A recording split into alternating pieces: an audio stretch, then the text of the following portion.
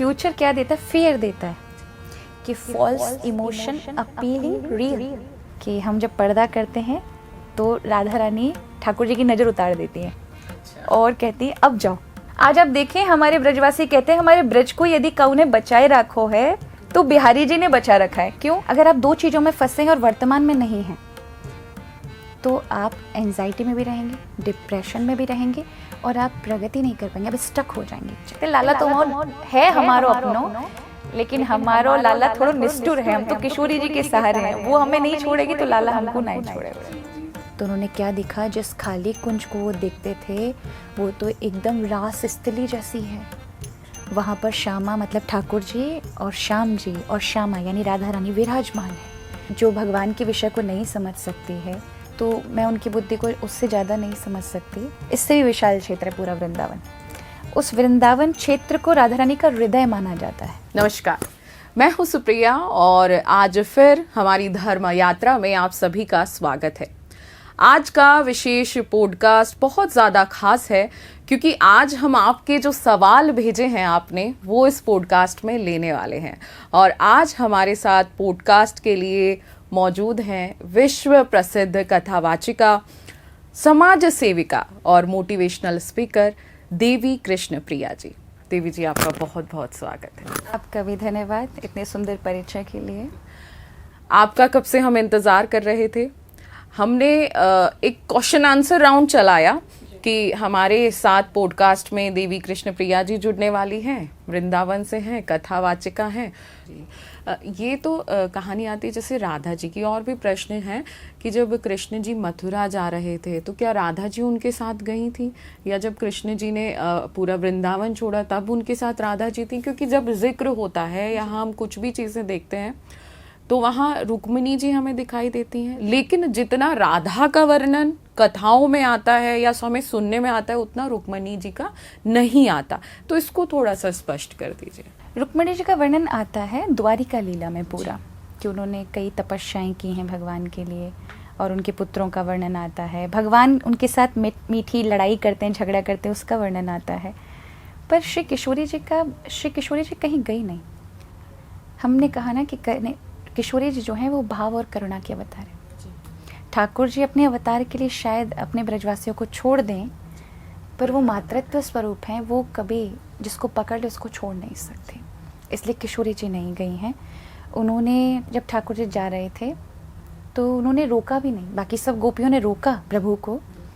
दूर से खड़ी हुई किशोरी जी नहीं रोकती, वो सिर्फ रो रही हैं। रोते हुए देखा तो भगवान से रहा नहीं गया। वो गोपियों को तो धैर्य बंधा दिया उन्होंने कि मैं आऊँगा, मैं तुम्हें छोड़ नहीं सकता। पर जैसे किशोरी जी को दूर से रोते हुए देखा, वो कुछ नहीं बोल रहे, ना रोकने को कह रहे हैं, तो प्रभु से रखा नहीं गया। वो एकदम से रास को खिंचवा देते हैं और नंद बाबा पकड़ते रह जाते। ठाकुर जी दौड़ करके किशोरी जी के पास जाते हैं और कहते हैं, किशोरी जी अगर आप आज्ञा नहीं देंगी तो मैं ब्रज से बाहर ही नहीं जा सकूं। आपको पता है ना मेरे अवतार का कारण क्या है, पर मुझे पता है कि मैं नहीं रह सकता ब्रजवासी और आपके बिना, तो मेरा जो आनंद है मैं आपको दे के जा रहा हूँ। तो भगवान ने मुरली जो थे वो द्वारिका लीला में कभी नहीं बजाई, वो उनको अत्यधिक प्रिय थी। मुरली किशोरी जी को दे, अपनी काली कमली दे, जिस वैजंती माला वनमाला को भगवान अपने हृदय से लगा के रखते हैं वो उनको अत्यंत प्रिय है, वो दी। और कहा मैं आज से मेरा आनंद और शांति आपको दे के जा रहा हूँ। जब तक मैं लौट के नहीं आऊँगा तब तक आपको ही, मेरे ब्रजवासियों को मेरे स्वरूप में रहना है। किशोरी जी रोती रह गई और कहते भगवान के वियोग में श्री वो तो नित्य भगवान की संगिनी है, पर क्योंकि प्रेम कैसा होना चाहिए, प्रेम का वास्तविक स्वरूप क्या है, कि जब कोई इंसान समक्ष रहता है तो शायद प्रेम दिखाई भी ना पड़े, लेकिन वियोग में, प्रतीक्षा में प्रेम का वास्तविक अर्थ समझ आता है, कि जब आप उसकी प्रतीक्षा करते करते एकाकार हो जाते हैं। तो किशोरी जी का ऐसा रहा कि वो गौर वर्ण थी, प्रभु की याद में वो श्याम वर्ण हो गए।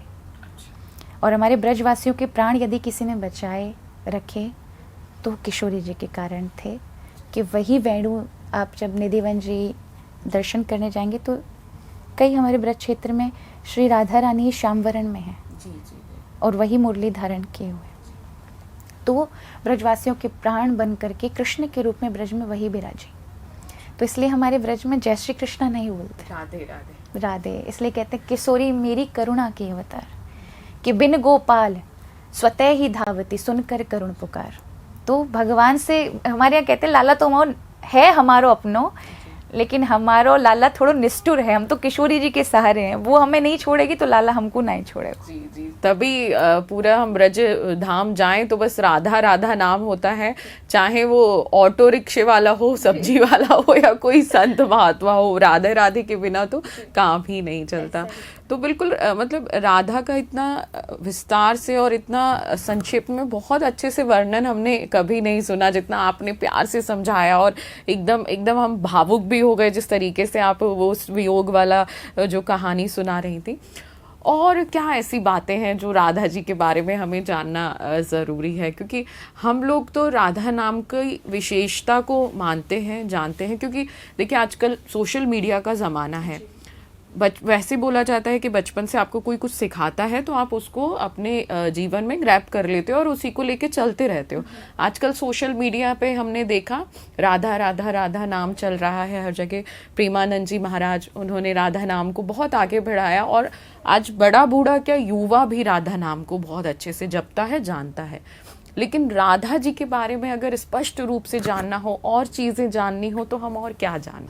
आप राधा ही नाम का आश्रय लें, क्योंकि कई बार क्या होता है हम केवल नॉलेज या ज्ञान को ले तो लेते हैं, पर वो ज्ञान हमारे जीवन में काम आ पाएगा, वो महत्वपूर्ण होता है। इसलिए आप आश्रय ले, क्योंकि हमारी समझ उतनी नहीं। हम कई बार सुनेंगे, कई ऐसी लीलाएं हैं जिनको अभी हमारी समझ नहीं है, हम केवल अपनी बुद्धि के स्तर पर लेकर आएंगे, अच्छा हमारे अनुभव में तो ये हुआ था, इसका मतलब राधा रानी ने ऐसा किया होगा, क्योंकि हमने जो अनुभव किया है हम उसी दृष्टिकोण से, मन के उसी आईने से या उसी से देख रहे हैं। पर भगवान आपकी मन की शक्ति और बुद्धि से परे की लीलाएं कर रहे हैं, वो वही समझ सकता है जिसका शुद्ध और अंतःकरण पवित्र है। तो ऐसी कई निकुंजस्थ लीला हैं जिनका वर्णन प्राय मैं यहाँ से करूँ और उनकी बुद्धि उस प्रकार की नहीं, तो वो बुद्धि के उस लेवल पर तो उनको अपराध लगेगा, और क्योंकि मुझे अपराध लगेगा, क्योंकि ऐसे जब नहीं था आपने बिना योग्यता के कैसे श्रवण करा दी। तो किशोरी जी को यदि जानना है तो आप नाम का ही आश्रय लें, क्योंकि अगर आपने राधा राधा नाम जपा तो किशोरी जी के तत्व को आपका स्वतः ही पात्र बन जाएगा, कि आप उस स्वयं आपको बताने की ज़रूरत ही नहीं पड़ेगी, आप अनुभव कर पाएंगे लाडली जी की कृपा को, ठाकुर जी की कृपा को।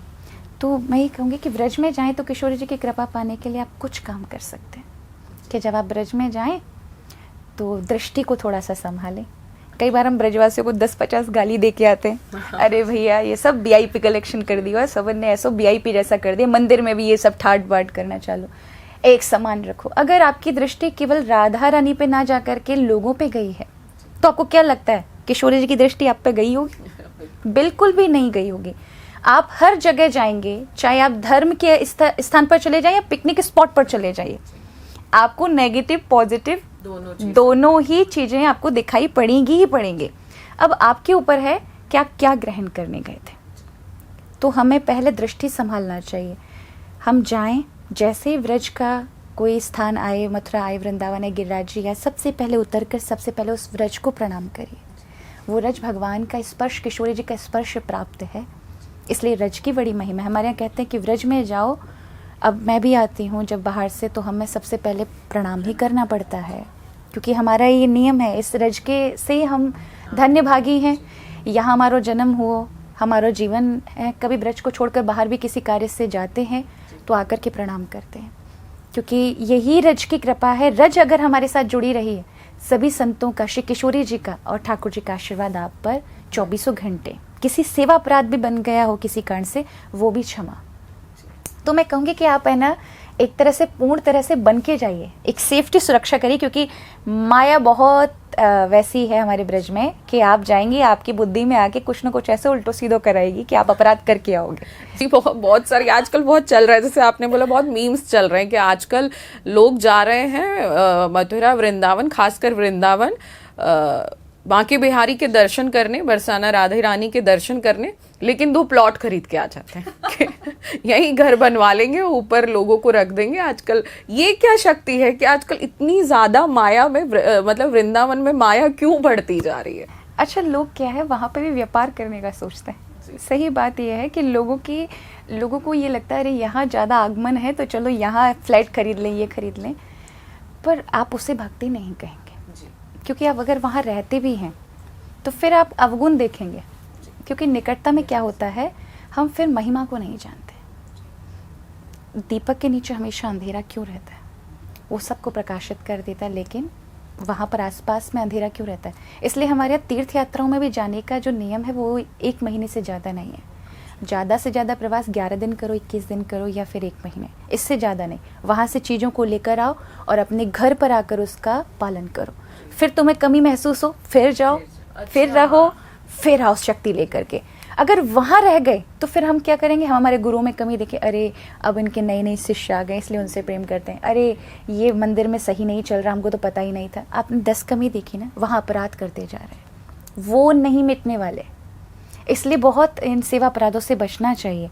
आजकल प्राय लोग अब फ्लैटों को खरीद कर वहीं रहने लग गए हैं, जबकि उनके पास व्यवस्था है, घर है। अगर कोई नहीं है फिर तो आपको ठाकुर जी के भरोसे अपना जीवन वहीं ले जाना चाहिए। जिसका कोई है ही नहीं तो उसे तो अपना जीवन ठाकुर जी, किशोरी जी के ऊपर ही कर देना चाहिए। लेकिन है आपके पास तो फिर अगर आपने यह लिया है तो व्यापार की दृष्टि से नहीं, कभी कभी हम यहाँ पर रहेंगे और आते जाते रहेंगे, और जब तक कोई नहीं है तब तक आप अगर उसमें थोड़ा बहुत अपना कुछ कर सकते हैं, इनकम का सोर्स कर पा रहे हैं तो कोई परेशानी नहीं है।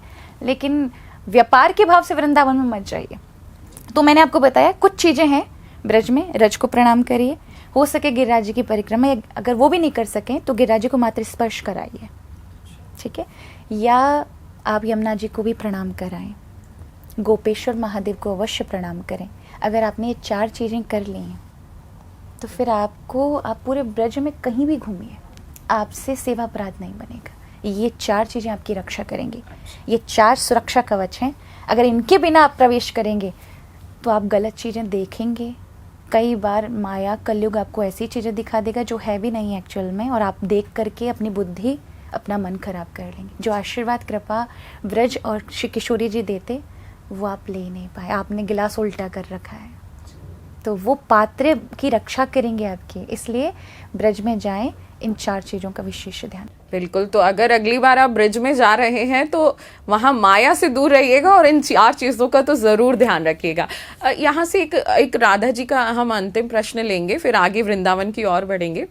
कि आज कल पहले देखा गया था तो लोग तीर्थ पे जाते थे, कुछ सोशल मीडिया का भी ज़माना है, जैसे केदारनाथ की हालात आपने देख ही लिए, लेकिन कलयुग है, फिर भी वृंदावन में अचानक ऐसा क्या हुआ कि लोगों की तादाद बढ़ गई। क्योंकि मैं भी ब्रजवासी हूँ तो मैंने भी बचपन से देखा है, हम लोग भी मंदिर भाग के, मम्मी पापा पीछे हम भाग के दर्शन करके आ जाते थे, और वो अलग ही मज़ा था। गलियों में ना खोने का डर है, ना किसी चीज़ का, आराम से घूम रहे हैं। लेकिन अब वृंदावन की स्थिति कुछ और हो गई है, पैर रखने की जगह नहीं है। लोग बांके बिहारी के दर्शन करने आ रहे हैं, लोगों को पता है कि भीड़ रहेगी, लाखों लोग वहां रहेंगे, फिर भी दर्शन करने जाते हैं। तो ऐसा एकदम से क्या हो गया कि सभी लोग बांके बिहारी और राधा रानी की शरण में पहुंचने लगे? एक तो कहूँगी कि उसमें कई चीज़ों का समावेश है। पहला कोविड आया, और कोरोना काल में क्या था, लोगों को कहीं कोई आश्रय नहीं था, लोग बहुत भौतिकवाद में थे। तो वो आत्मिक शांति और आनंद को, कई बार आप ये मत सोचिए वृंदावन या ब्रज क्षेत्र में वही जा रहे जिनको कुछ चाहिए, कई तो आत्मिक आनंद और मानसिक आनंद के लिए। मैंने ऐसे बड़े बड़े लोगों को देखा है जो डॉक्टर हैं पेशे से, इंजीनियर हैं पेशे से, बहुत अच्छी अच्छी कंपनियों में हैं, वकील हैं, जज हैं, अच्छे अच्छे ऑफिसर रैंक पर हैं, उन्हें कुछ चाहिए नहीं, पर्याप्त है उनके जीवन में, पर उनको आत्मिक शांति नहीं है। वो जो आनंद और रस आनंद मिलता है उनको वहाँ जा कर के वृंदावन। तो पहले लोगों को उस जगह के बारे में पता नहीं था, कोविड आया, फिर हमारे बाबा प्रेमानंद जी आए, ठाकुर जी ने उनको प्रकाशित किया कि अब मौका है भैया, बुलाओ सबको। तो सब परिस्थिति अनुरूप हुई, और हमारे यहाँ अभी इसको कहेंगे कि ये जो काल है अभी भक्ति का दौर है, भक्ति और ज्ञान का दौर है।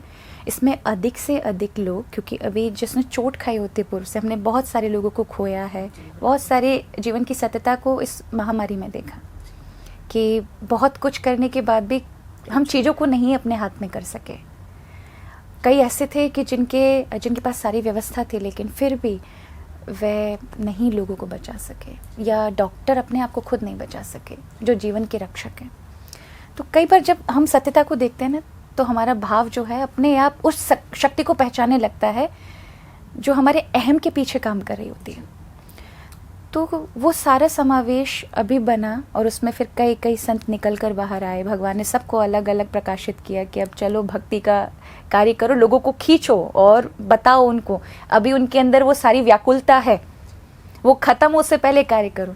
तो फिर लोगों का भाव बढ़ा, लोग वृंदावन, तो उन्होंने उस आनंद को महसूस किया, किशोरी जी की कृपा को महसूस किया। और फिर अब आप जो देखते हैं उसका कारण यही है कि कई लोग शायद दिखावे के लिए ही आते हो, चलो एक बार सब लोगों ने कहा, मेरे मित्र ने कहा इसने वृंदावन चलो, लेकिन एक बार स्पर्श हो जाता है ना, वो दोबारा आएगा ही आएगा। ये होता ही है, हमारे ब्रज को है ही है स्वभाव कि आप अगर एक बार आ गए तो आपको सेकंड टाइम की लालसा जाते जाते आप आंसू गिरा के ही जाएंगे किशोरी जी दोबारा और बुलाना। जी हाँ, ब्रज का आनंद और ब्रज की रज जो हर जगह फेमस हो रही है, इसलिए लोग खींचे चले जा रहे हैं। सिर्फ प्रेमानंद जी महाराज को, क्योंकि हम आज सोशल मीडिया के माध्यम से जन जन तक देखते हैं, सिर्फ वही नहीं है, हमारे यहाँ गुप्त साधु संत भी भगवान का, किशोरी जी का रात दिन भजन कर रहे हैं। वो भजन की भूमि है, और सिर्फ वो ज्ञानी वाला भजन और वैरागी वाला भजन नहीं कर रहे जो अयोध्या और काशी में करते हैं। हमारे यहाँ रस वाला भजन होता है। हम रात दिन किशोरी जी की सेवा में उनकी सखी के रूप में रहते हैं। ऐसे कितने साधु संत हैं जो वृक्ष के रूप में है। आप गिरिराज जी के जितने वृक्ष देखते हैं उनको आप वृक्ष देखते हैं, लेकिन वो वृक्ष नहीं है। कई ऐसे जो बड़े बड़े महात्मा हैं। एक बार हमारे अभी एक गिरिराज जी की तलहटी के नीचे उनके गुरुजी ने आज्ञा दी थी कि आप किसी वृक्ष के नीचे ही भजन करना। हमारे पूर्व के जितने भी आचार्य रहे हैं वो वृक्ष के नीचे ही भजन करते थे। तो उनके गुरुदेव ने आज्ञा दी, वो काशी से आए और गिरिराज जी की तलहटी पर ही एक वृक्ष के नीचे वो भजन करने लगे। तो एक वृक्ष की डाली बार बार उनको मतलब नीचे से एकदम झुकती थी, तो आने जाने में उनको बड़ी, कभी कंधे से टच हो गया, कभी से, तो उनको बड़ी मतलब खरोच इत्यादि आने लगी। तो उन्होंने उसको तोड़ दिया डाली को कि ये आ रही है, परेशान कर रही है। तो जब वो देखा उनका जैसे तोड़ा, तो उनका भजन नहीं बना, भाव ही नहीं आए, ठाकुर जी का वो भाव ही नहीं आ पा रहा। 2-3 दिन हो गए। उसके बाद स्वप्न में उन्होंने देखा कि एक बाबा टूटे हाथ से सामने खड़ा है। तो ना सोए हैं, वो पूछते हैं कि आप कौन हैं और आपके हाथ में ये खून कहाँ से है? बोले आप ही ने तो दी, मैं यहाँ भजन कर रहा हूँ, आपने मुझको तोड़ दियो। तो ये देख कर के उनको कि मेरे, वो चरणों में पड़ गए। उन्होंने कहा कि मुझे क्षमा कर दो, मुझे नहीं पता कि आप विराजमान हैं। वो लेकर आए जमुना जल, राधा कुंड का जल, श्याम कुंड का जल और रज को मिला करके उनको लगाया, दोबारा से जल दिया।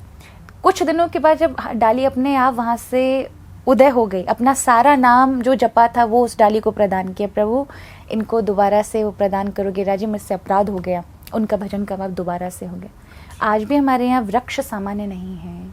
वृक्ष भी आपको वो दे सकते हैं जो आप किशोरी जी से मांगने जाते हैं। एक से एक बड़े बड़े महात्मा हैं।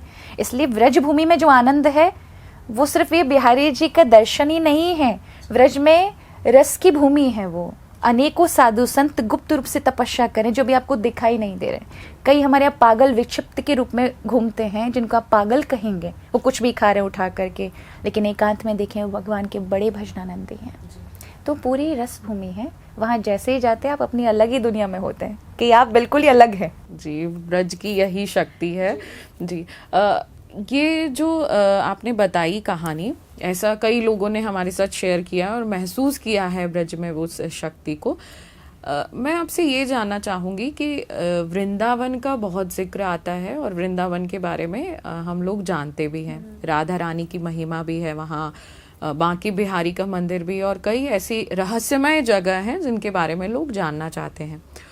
तो अगर जैसे हम वृंदावन की बात करें, वृंदावन में बांके बिहारी जी विराजमान हैं। बांके बिहारी जी का भी एक अद्भुत रूप है और लोग हमसे प्रश्न पूछते हैं और कई बार उनको जवाब भी मिला है।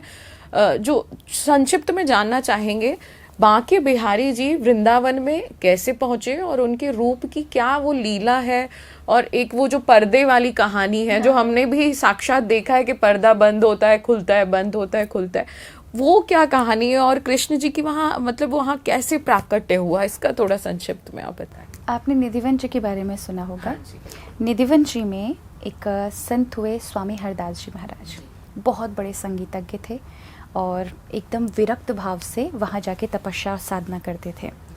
ये हरदास जी महाराज वही हैं जो तानसेन के गुरु थे। तो तानसेन जिसको सुनने के लिए अकबर और बड़े बड़े राजा महाराजा तरसते थे, तो उनके गुरु थे हरदास जी महाराज। वो तपस्या की भूमि थी वो निधिवन जी। वहाँ एक छोटा सा वृक्ष है, अभी भी आप जाएंगे तो पुराने समय में, आज तो उनको ढक दिया गया है क्योंकि लोग छेड़छाड़ करते हैं, बहुत ज़्यादा आगमन हो गया है लोगों का।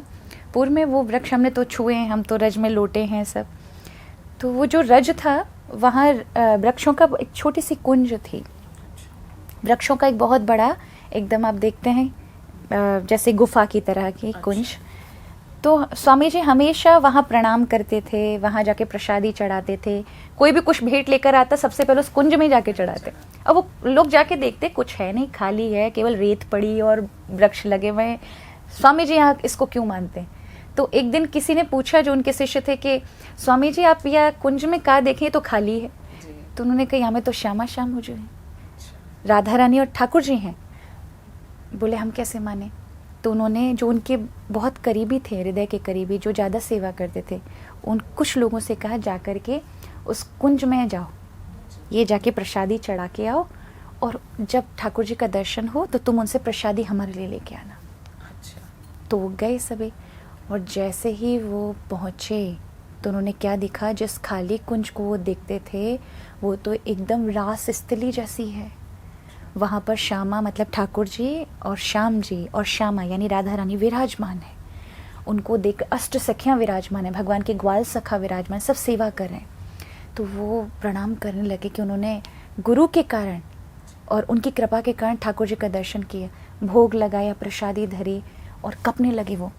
और कपते कपते का हमारे गुरुदेव ने प्रसादी के लिए कहा है।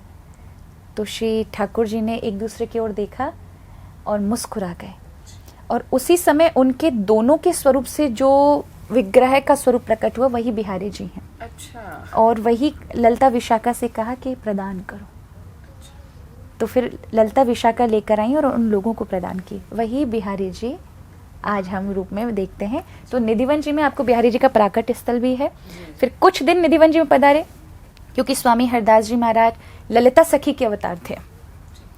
तो वो विरक्त थे। अब वो ठाकुर जी व्यवस्था कैसे करें, राजभोग की और ये सब उत्थापन की।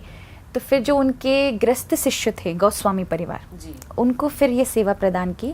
फिर एक सेठ जी ने अपनी हवेली दे दी ठाकुर जी को, तो ठाकुर जी बांके बिहारी जी फिर हवेली में पधारे। तो आज जिस मंदिर को हम देखते हैं वो हवेली थी। और अभी भी वो गोस्वामी वाला परंपरा चली आ रही है, क्योंकि उन्हीं के परिवार में ही सेवा प्रदान की है। तो कहीं तो गोस्वामी लोगों का अधिकार है ठाकुर जी पे। जी। और मैंने देखा है कि बरसाने में भी राधा रानी की गोस्वामी परिवार ही पूजा आराधना करते हैं। हाँ, ऐसा ही है। जी। तो अब बांके बिहारी जी विराज गए मंदिर में, लेकिन वो क्या है कि बार बार पर्दा, क्योंकि हम किसी मंदिर में जाते हैं तो एकटक भगवान को देखा, प्रार्थना की, दर्शन किया, लेकिन बांके बिहारी को देखने के लिए तुरंत इंतजार करना पड़ता है, पर्दा लगता है, खुलता है, लगता है, खुलता है। ये क्या है? एक तो इसमें दो भाव हैं, एक तो है सत्यता और दूसरा है हमारे ब्रजवासियों का भाव। तो बांके बिहारी जो है, अगर आपने बांके बिहारी का दर्शन किया तो कृष्ण और राधा दोनों का दर्शन कर लिया। एक आप बिहारी जी का दर्शन करेंगे तो आपको राधा रानी का स्पेशली दर्शन करने की आवश्यकता नहीं है। आपने बिहारी जी का दर्शन किया माने कृष्ण राधा का युगल स्वरूप बिहारी जी हैं। तो हमारे यहाँ एक तो ब्रजवासियों का भाव ये है कि हम जब पर्दा करते हैं तो राधा रानी ठाकुर जी की नज़र उतार देती हैं। अच्छा। और कहती है अब जाओ, तो पर्दा खोलते। ऐसे हमारे ब्रजवासियों को भाव है। दूसरा ये है कि ठाकुर जी को, जब बांके बिहारी जी को जो नेत्र है ना, उन नेत्रों के अंदर सबसे बड़ी शक्ति है। अपनी करुणा कृपा बिहारी जी अपने नेत्रों के माध्यम से बरसाते हैं। तो जब आप देखेंगे उनके नेत्रों की ओर तो आप उनकी आंखों में देख नहीं सकते, आपके नेत्र डगमगा जाएंगे, करुणा जागृत हो जाएगी आपके हृदय में, भाव जागृत हो जाएगा बिहारी जी को। मतलब बिहारी जी ने देखा आपको, अगर आपके नेत्र सजल हो गए देखते ही बिहारी जी को, तो फिर मतलब बिहारी जी ने देख लिया, मतलब आपको स्वीकार कर लिया। तो हमारे यहाँ बिहारी जी के नेत्रों का ही कमाल है। कई भक्त इतने भावों में विभोर हो जाते हैं कि बिहारी जी हमारे इतने करुणा, क्योंकि किशोरी जी भी मिली है ना, वो साथ में चलने को तैयार हैं। कई बार ठाकुर जी चले गए हैं भक्तों के साथ, कई बार तो गोसाई जी लेकर आए हैं। गोस्वामी परिवार जैसे तैसे मना मनु के लेकर आया है। तब से पर्दा परंपरा चालू हो गई कि आप कुछ सेकंड के लिए ठाकुर जी को देखेंगे, ठाकुर जी की दृष्टि मिलते ही ठाकुर जी करुणा में भीगे, उससे पहले लगा दो भैया, वादा डाल दो, कहीं ना जाए, कहीं की नहीं। मतलब आप गहरी नजर से देखें, हमारे बिहारी जी बहुत करुणा के अवतार हैं। आज आप देखें, हमारे ब्रजवासी कहते हैं हमारे ब्रज को यदि कऊ ने बचाए रखो है तो बिहारी जी ने बचा रखा है। क्यों? बिहारी जी पहले सबको अपने पास ही बुला लेते, भैया कहीं वृंदावन को और गंदगी मत करना, यहीं पर आ जाओ, यहीं से मुझसे पाओ और लौट जाओ। नहीं तो वृंदावन में राधा वल्लभ जी हैं, राधा रमण हैं, राधा दामोदर हैं, श्रृंगार वट हैं, कितने सारे ऐसे मानसरोवर हैं, भांडेर वन है, बहुत सुंदर सुंदर स्थान है जो गुप्त वृंदावन है। तो बिहारी जी हमारे करुणा के अवतार हैं। आप जो भी मांगने जाते हैं बिहारी जी पूरा करते हैं और वहीं से वहीं विदा कर देते हैं। अच्छा, बाकी बिहारी ये जो नाम है, क्योंकि हम लोग कृष्ण जी बोलते हैं, गोपाल बोलते हैं, क्योंकि वो उनको गाय पसंद थी तो वो कहानी उससे जुड़ी हुई। बाकी बिहारी नाम कहाँ से आया? बाकी का अर्थ होता है टेढ़ा। तो भगवान त्रिभंगी रूप से खड़े हैं। आप देखेंगे वो 3 जगह से टेढ़े, पैर से, फिर कमर से, और फिर उन्होंने हाथ की मुरली को भी ऐसे धारण कर रखा है। तो बाकी माने टेढ़े और बाकी माने सुंदर भी होता है। और बिहारी माने बिहार स्थली से प्रकट हुए ना। भगवान आज भी रास करने जाते निधिवन जी सेवा कुंज में, वो सारी लीलाएं होती हैं, तो इसलिए बाके बिहारी से। तो बाके बिहारी की लीला, और जिस तरीके से वो खड़े हैं, कोई भी उनको देख के मोहित हो ही जाएगा जी। और जैसे वृंदावन में आपने जैसे निधिवन अभी बताया कि वहाँ से वहाँ गए, निधिवन का भी एक अपना एक अलग रहस्य है और लोग उसको जानने की भी कोशिश करते हैं। कई लोग का अभी कुछ लोग जैसे होते हैं हर चीज़ में जैसे कमियां निकालने वाले, कि बहुत लोग ऐसा बोलते हैं कि इनको जो वहाँ तुलसी के जो पेड़ हैं वो वहाँ स्थापित किए गए हैं, और कई लोगों का मानना है कि वो गोपियाँ हैं, सखियाँ हैं। तो क्योंकि हम आम तौर पे जो पेड़ देखते हैं तुलसी के, वो पतले से होते हैं, इतने मोटे और इतने विशाल नहीं। तो निधिवन की क्या कहानी और रहस्य है? वो तुलसी तो नहीं कहेंगे कि तुलसी है, वो प्राचीन है। ये जो वृक्ष हैं ये हमारे दादा, उनके दादा, सबने देखे अपनी पीढ़ी दर पीढ़ी, जहाँ तक हम कहें। ये कोई ऐसे अब जिनकी बुद्धि उतनी मोटी है, जो भगवान के विषय को नहीं समझ सकती है, तो मैं उनकी बुद्धि को उससे ज़्यादा नहीं समझ सकती। जैसे एक बगीचे में चल रही जो भैंस की अकल होती है, वही उससे ज़्यादा उनकी डेवलप नहीं होती, भले ही मनुष्य शरीर में, लेकिन पशु जैसी बुद्धि है उनकी, कि आप भगवत शक्तियों को भी नहीं पहचान पाते हैं और भगवत तत्व को भी नहीं, क्योंकि अनुभव ही नहीं है। तो किशोरी जी का जो निधिवन जी है हमारे वृंदावन में, उस निधिवन जी का ऐसा पुराना भाव रहा था कि वहाँ लोग रात्रि में नहीं आते थे, क्योंकि अगर किसी ने भी जाने की कोशिश की तो कई बार कई लोग अंधे हो गए, देख नहीं पाए, गूंगे हो गए, वाणी से बोल नहीं पाए, या पागल हो गए। अभी क्योंकि सब लोग रात्रि में भी जाने लग गए, तो कई बार क्या होता है, जब हम बहुत कॉमन सामान्य बुद्धि रख लेते तो वो लीला की जगह भी धीरे धीरे समाप्त हो जाती है, और वो जो चीज़ें आपके लिए जीवन में चमत्कृत होती हैं वो भी समाप्त होने लगते हैं। इसलिए कई बार क्या होता है, हमारा संदेह ही और हमारे बहुत अत्यधिक ज़्यादा उन चीज़ों में, भगवान की विहार लीलाओं में इंटरप्ट करना हर चीज़ में। तो हमारे व्रजवासियों का नियम था, हम कभी 8 बजे के वहीं से प्रणाम कर लेते। अभी क्या, अभी लोग 10-10, 12 बजे तक वहीं लटके रहते हैं, जागरण करते हैं, भजन संध्या करते हैं। तो ये चीज़ें जो भगवान की लीला विहार, इसलिए वहाँ भगवान को विहार करने दो, वहाँ अपने को नहीं जाना चाहिए। दिन में जाइए, घूमिए। हाँ, वो जितने वृक्ष हैं वो गोपी रहते हैं, रात्रि में सभी गोपी ही बन जाते हैं, और भगवान की कुंज है। आज भी आप कई जगह पे देखेंगे भगवान को जो प्रसादी लगाया जाता है, वो प्रसादी आज भी ऐसा उपयोग की हुई ऐसी होती है। बिस्तर लगाए जाते हैं, वो बिस्तर भी ऐसे मिलते हैं जैसे कोई इन पर सोया है, चाहे वो सेवा कुंज हो चाहे निधिवन जी हो, सब में यही चमत्कार होते हैं। पर हमारे ब्रजवासी चमत्कारों को नहीं मानते, हम सेवा को मानते हैं।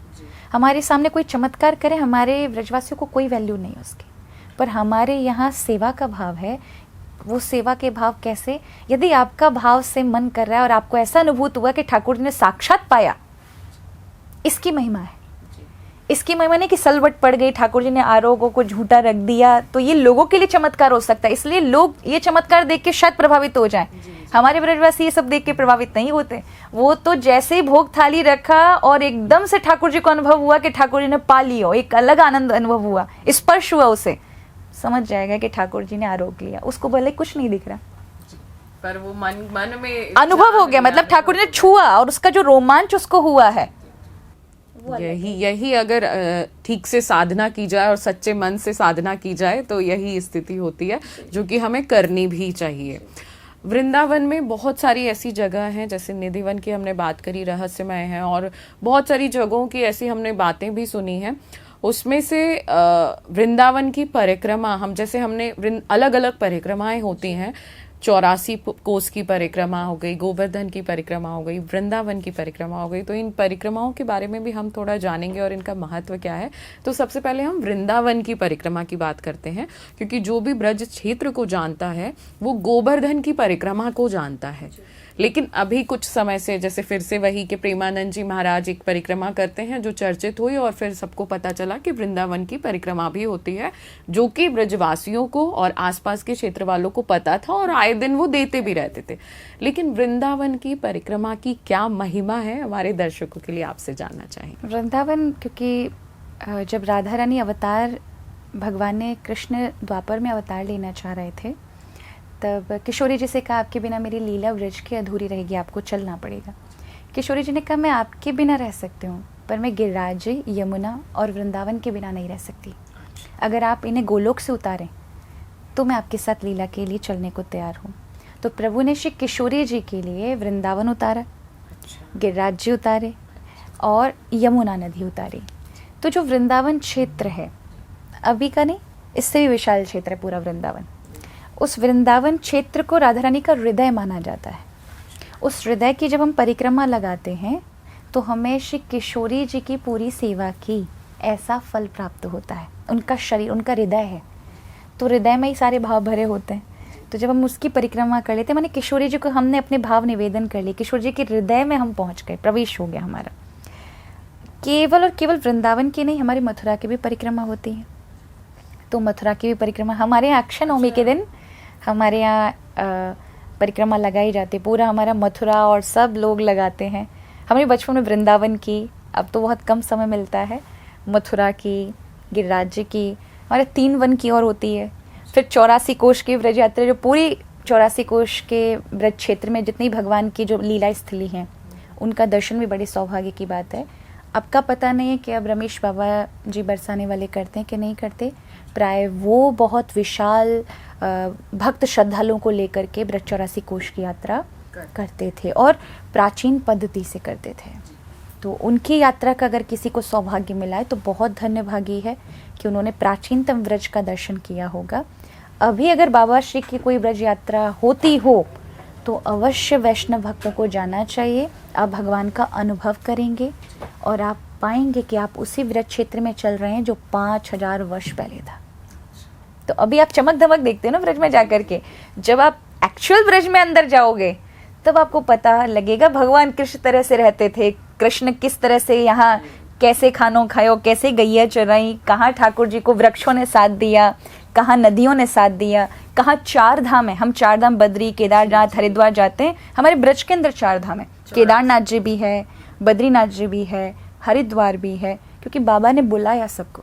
हाँ, उसकी भी एक कहानी है कृष्ण जी और उनके पिताजी से जुड़ी, वो थोड़ा अगर स्पष्ट में विस्तार से, जैसे अभी विस्तार तो नहीं कहेंगे, संक्षिप्त में सुना दो। वो ये कि नंद बाबा यशोदा भगवान के पास जा करके पुत्र की मांग की और 80 वर्ष की आयु में उनको कोई संतान प्राप्त नहीं हुई। वो बद्रीनाथ जी के, केदार गए, सारे तीर्थ में होकर आए। अब जब भगवान आए तो वो डिसाइड नहीं कर पाए कि किस तीर्थ का आशीर्वाद है हमें। कि भाई तिरुपति वाला जी का मिला, कि भाई रामेश्वरम का मिला, कि बद्रीनाथ जी का मिला। तो उन्होंने अपने गुरुदेव से प्रार्थना की कि गुरु जी आप ही बताओ, अब हमारी अवस्था भी नहीं कि हम फिर से भारत का भ्रमण करके सभी तीर्थों में जाओ, तब दुर्लभ होता था यात्रा करना। तो सांडिल ऋषि ने कहा आपकी अवस्था को देख के आपको चिंता करने की जरूरत नहीं है, हम तो ब्रह्मा जी के पुत्र हैं, हम एक यज्ञ कराएंगे, सारे तीर्थों को बुलाएंगे। तो उन्होंने विशाल यज्ञ कराए, उसमें समग्र जितने भी भारत के तीर्थ हैं सबको बुलाया, सबने आ करके साक्षात प्रकट होकर के बाबा से कहा आपने हमारे पास जाके ये मनौती मांगी, तो इससे आपको ये हुआ है। तो वो सबकी मनौती देते जा रहे तीर्थों को। और जब 11वां दिन हुआ तीर्थों की विदाई का समय, तो सब प्रसन्न हो गए, आपने हमारी इतनी सेवा की है, हम आपको वरदान देना चाहते हैं। तो नंद बाबा ने कहा एक काम करो, आप मेरे ब्रज को छोड़ के मत जाओ। अच्छा। क्योंकि मुझे को बुरा लग रहा है, इतना आनंद बरस रहा है आपके आने से, सब लोग धन्य हो गए, तो आप मेरे ब्रज को छोड़ के मत जाओ। तो उन्होंने कहा बाबा ये कैसी बात, फिर हमारे तीर्थों में हमारा क्या होगा। तो उन्होंने कहा कि हम वहाँ रहेंगे अपने तीर्थ स्वरूप में, लेकिन यहाँ सार रूप में रहेंगे। तो अगर आप बद्रीनाथ जी में जाते हैं यहाँ ब्रज क्षेत्र में, तो आपको बद्रीनाथ जी का पूर्ण फल प्राप्त होता है। अगर आप केदारनाथ जी में जाते हैं तो केदारनाथ जी की यात्रा का ही फल प्राप्त होता है। इसलिए केदारनाथ जी का 12 ज्योतिर्लिंग के 12 उपलिंग भी है। जैसे 12 ज्योतिर्लिंग नहीं जा पाते हैं तो 12 उपलिंग हैं, अगर उनका भी दर्शन कर लेते हैं तो आपको 12 ज्योतिर्लिंग का ही फल प्राप्त होता है। तो केदारनाथ का जो उपलिंग है वो हमारे यहाँ मथुरा में भूतेश्वर नाथ है।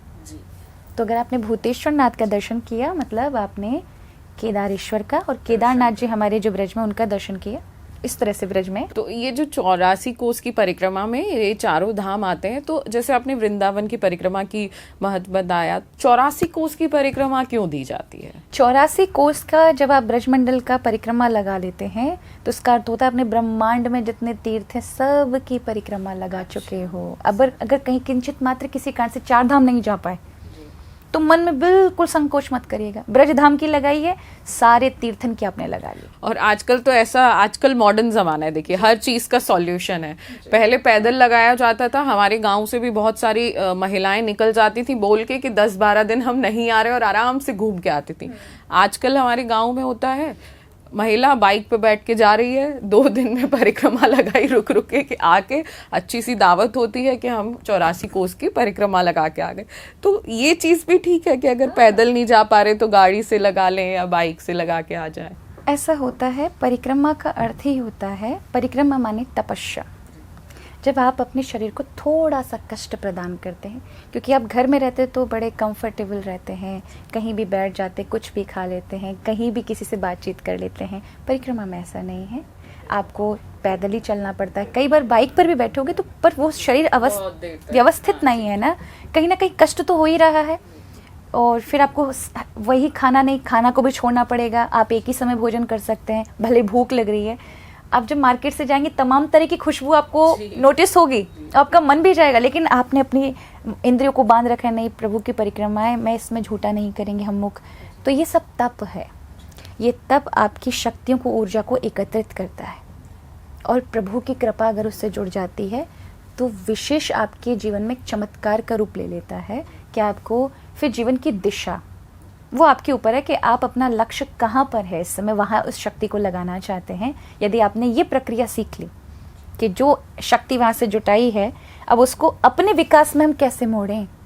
अब लोग क्या करते हैं, घर आकर के उसको 4 दिन भी नहीं रहने देते, फिर कुछ गलत खा लेंगे, गलत लोगों में बैठ जाएंगे, गलत जगहों पर चले जाएंगे, तो वो कोई लाभ नहीं।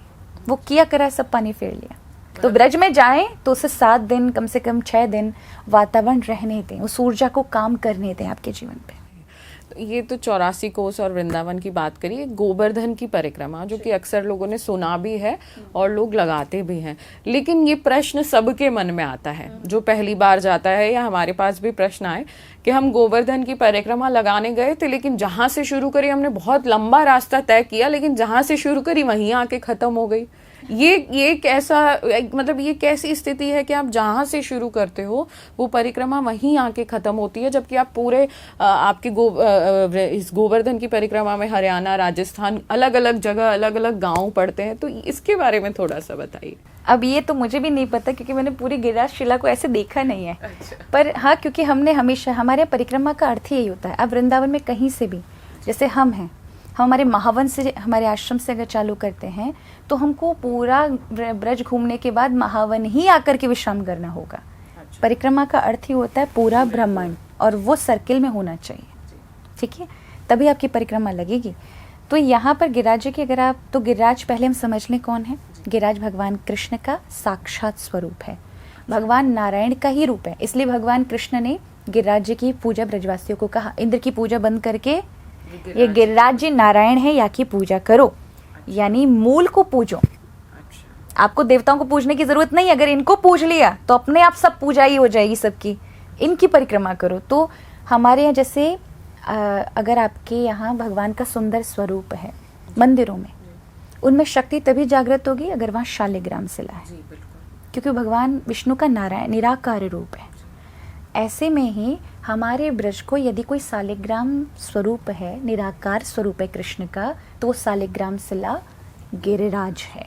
यदि आप उनको स्पर्श करते हैं, आपने साक्षात कृष्ण को स्पर्श किया, जो पूरे ब्रज में व्याप्त हैं, लेकिन आपको दिखाई नहीं देंगे, लेकिन वो वहाँ पर जो शिला के रूप में है। तो हमारे यहाँ की शालिग्राम शिला गिरिराज जी है।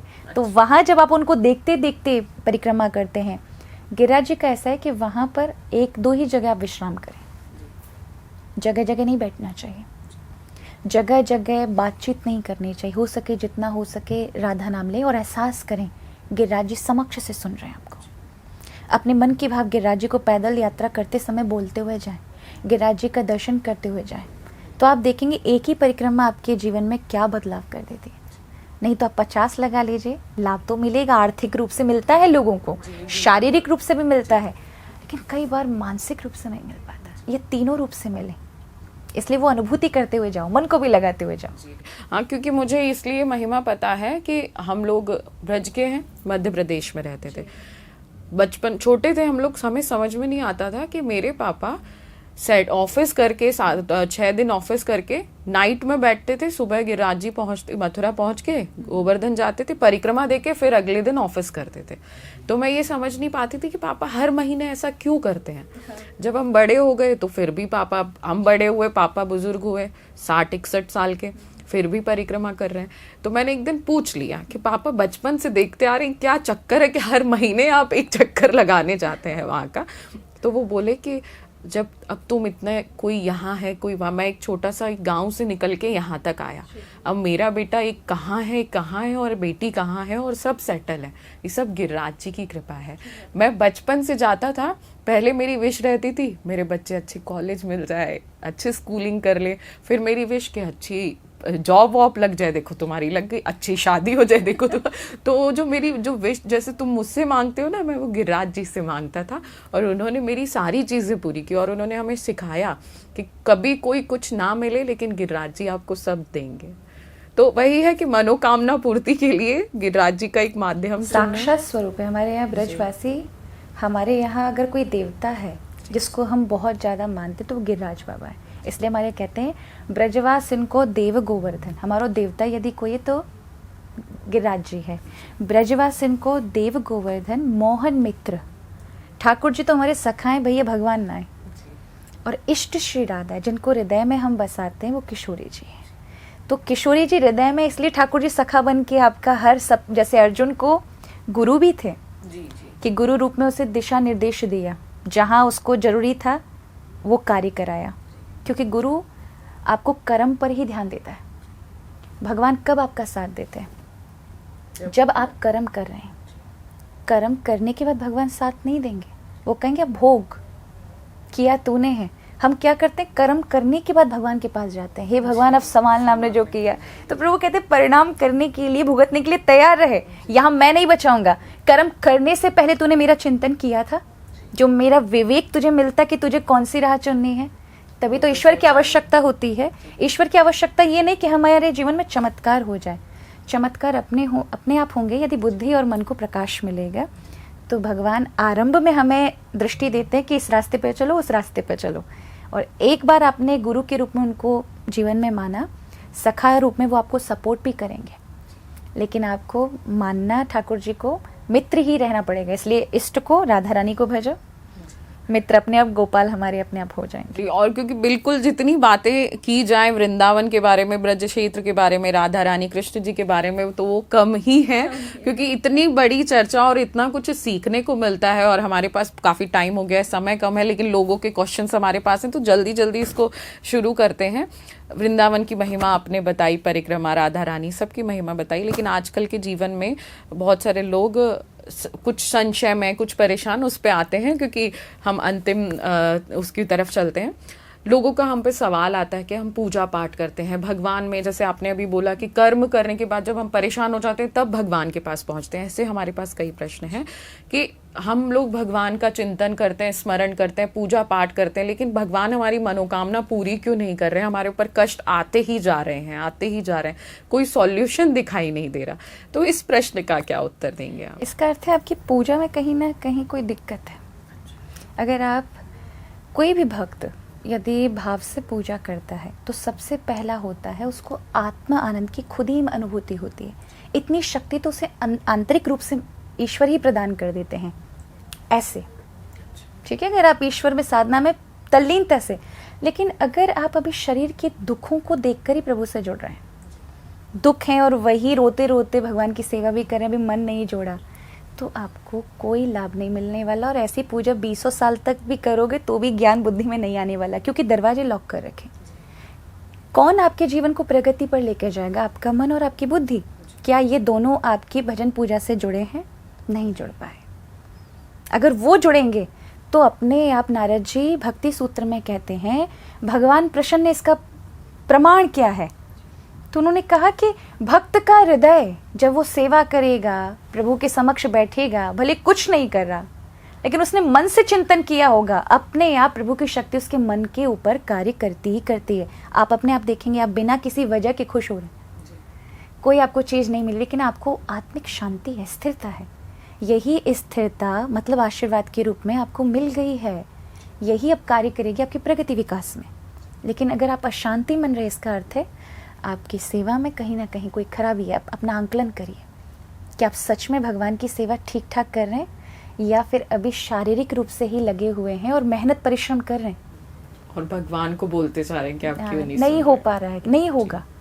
क्योंकि जिस चीज़ को, अध्यात्म का मतलब ही क्या है? धर्म अगर आपको कोई चीज़ें, 4 चीज़ें दिखा रहा है कि बेलपत्र चढ़ा दो, कि तुलसी पत्र चढ़ा दो, ये क्रिया है शरीर, चढ़ाने से नहीं, चढ़ाने के साथ आपका मन जुड़ना चाहिए, तभी आप ईश्वर की उस शक्ति को प्राप्त कर सकते हैं। अगर केवल शारीरिक रहा, पुण्य मिलेंगे, लेकिन वो चीज़ें नहीं मिल सकती जो आपको चाहिए। तो ये तो दर्शकों का जो सवाल था उसका जवाब हो गया। और भी प्रश्न आए थे कि आजकल जो लोग हैं, चाहे वो बड़े हों छोटे हों, एंजाइटी, डिप्रेशन, इन सब में जा रहे हैं। सब कुछ पैसा होते हुए भी या घर परिवार होते हुए भी डिप्रेशन बढ़ता जा रहा है, एंजाइटी की प्रॉब्लम्स बढ़ती जा रही है। ऐसा क्यों होता है?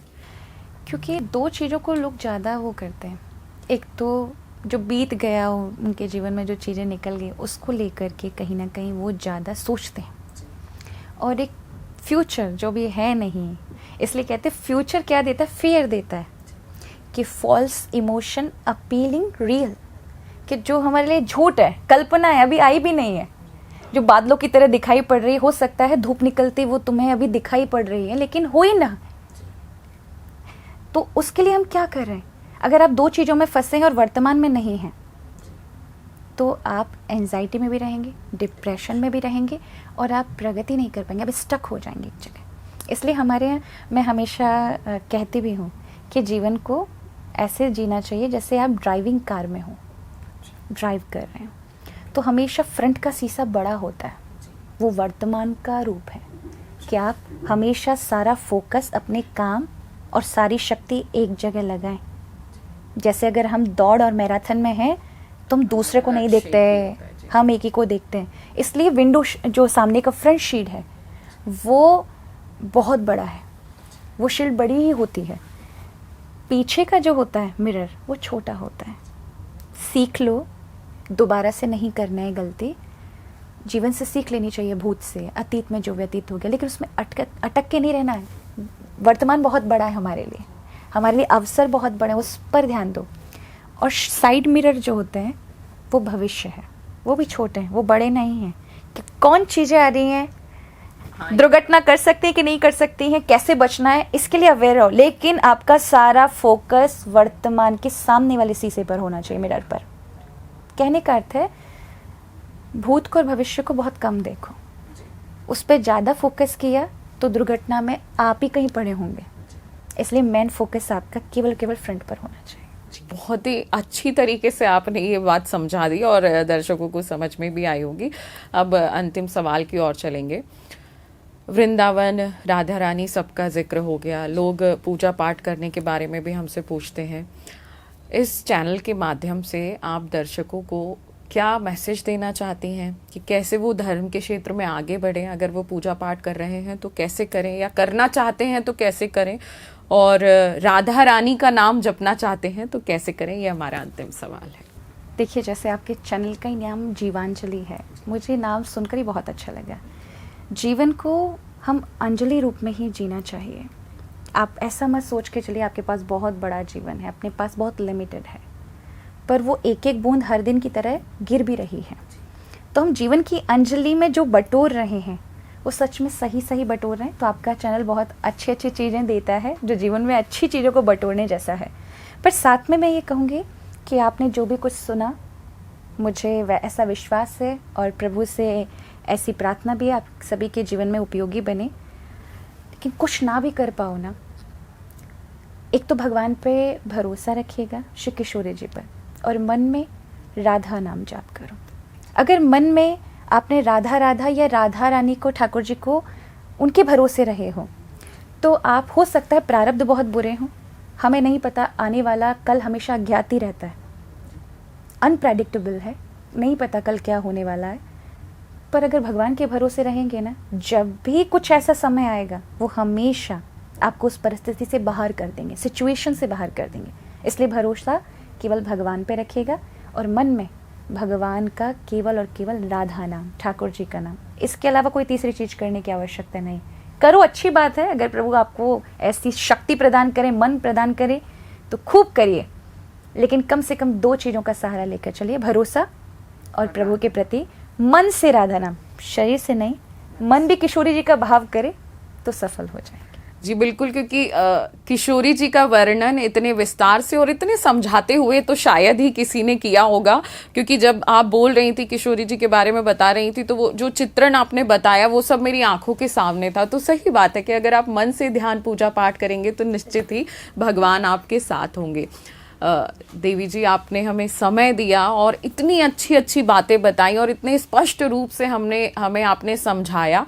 आप यहाँ आए उसके लिए बहुत बहुत धन्यवाद, और आगे भी चाहेंगे, क्योंकि बातें बहुत लंबी हैं, प्रश्न हमारे पास बहुत सारे हैं और दर्शकों की भी बहुत उत्सुकता है जानने की, तो आगे भी आप हमें समय दीजिएगा, ऐसी हम आशा करते हैं। अवश्य, मुझे बहुत प्रसन्नता हुई, आपने जो प्रश्न पूछे वो भी सामान्य नहीं पूछे, बहुत भाव वाले पूछे, और प्राय ये आज के जो हमारे युवा हैं उनको एक सुंदर मार्ग भी प्रदान करेंगे श्री जी को जानने का। थोड़ा बहुत, मैं उतना तो नहीं कहूँगी कि मैंने सब कुछ बता दिया है, शायद पूरे जीवन पर्यंत तक भी कोई भी, चाहे वो सिद्ध महात्मा ही क्यों ना हो, किशोरी जी के विषय को वर्णन नहीं कर सकता, क्योंकि उनकी अपार महिमा है।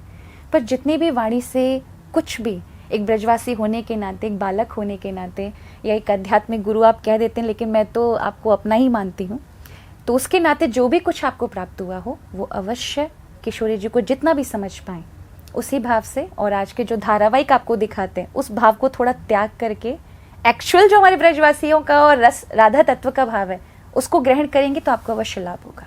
तो देवी जी, अंत में बस यही बोलना चाहेंगे आपसे कि हमारे जो दर्शक हैं अब हमसे पूछेंगे कि अगर आपसे मिले तो कैसे मिले, कहाँ जाएं, वृंदावन में कहाँ आपका निवास स्थान है जहाँ आपसे मिल सकते हैं, तो वो आप हमारे दर्शकों को बता देंगे। वैसे तो आप कभी भी, मेरी कथाएं हैं आसपास हो रही हैं या हमारे उत्तर प्रदेश में हो रही हैं, वृंदावन के आसपास हो रही हैं, तो आप अवश्य मिलें। बाहर भी हैं, वहाँ पर भी आप मिल सकते हैं, क्योंकि प्राय मैं बाहर ही रहती हूँ।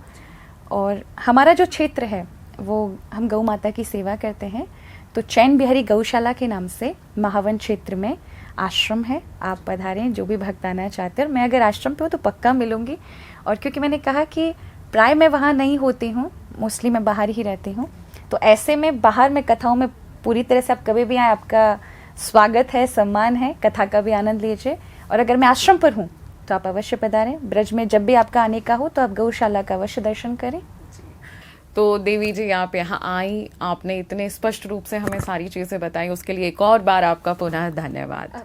जी, ये तो विशेष पॉडकास्ट बहुत ही ज़्यादा मज़ेदार भी रहा और बहुत ही ज़्यादा हमने कुछ सीख भी लिया, क्योंकि राधा रानी के जो आपके सवाल थे निश्चित ही अब वो सवाल के सारे उत्तर आपको मिल गए होंगे। और ऐसे ही विशेष पॉडकास्ट हम आपके साथ अगली बार भी लाने की कोशिश करेंगे। आप हमें अपने सवाल भेजते रहिएगा। और अगर आप देवी कृष्ण प्रिया जी से मिलना चाहते हैं या उनकी जो मधुर वाणी में श्रीमद् भागवत कथा है, भजन है, वो सुनना चाहते हैं, तो हम अपने डिस्क्रिप्शन में सारे जो इनके सोशल मीडिया हैंडल्स हैं उसके लिंक लगा देंगे। आप ज़रूर जाके एक बार भजन सुनिएगा, कथा भागवत का स्मरण कीजिएगा, निश्चित ही आपको अच्छा लगेगा। तो आगे इस धर्म यात्रा में हम चलते रहेंगे और आपके लिए विशेष पॉडकास्ट लाते रहेंगे। आज आपने हमें समय दिया, उसके लिए आपका धन्यवाद।